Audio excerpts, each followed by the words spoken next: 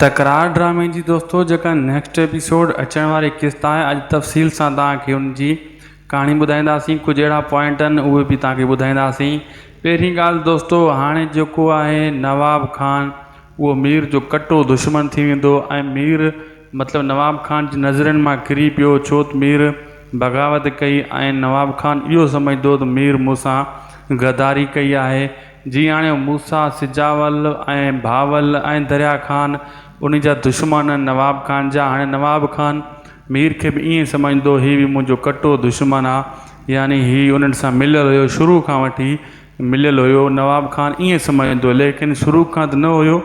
बाद में जेको आहे मीर जी चवंदा आहिनि इज़त ऐं गैरत गवारा न कयो त नवाब खान हिकिड़े वॾेरे लूसी वॾेरे सां हू साथ ॾिए। बहरहाल हू पंहिंजे दोस्तनि सां मिली वियो ऐं दोस्तनि जी गोली बि खाधई। मूसा जे करे पंहिंजे मथां गोली खाधी ऐं नवाब खान जा वाठा उनखे गोली हणी आहे।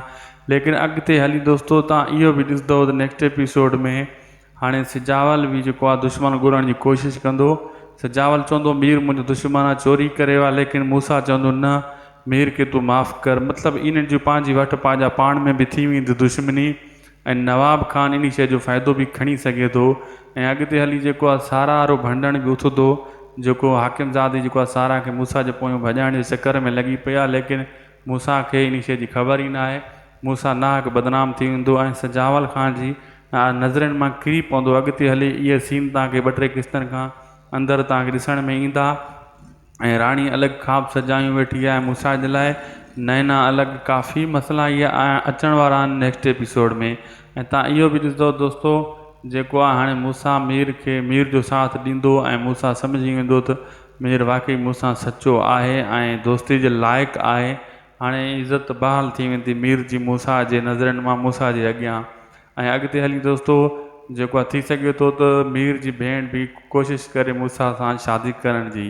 वीडियो पोइ पंहिंजी पुॼाणी ते बक़ाया अपडेट वरी ॿी किस्त में तव्हांखे ॾींदासीं। असांखे ॾींदा इजाज़त, सब्सक्राइब ज़रूरु कजो चैनल खे। ख़ुदा हाफ़िज़।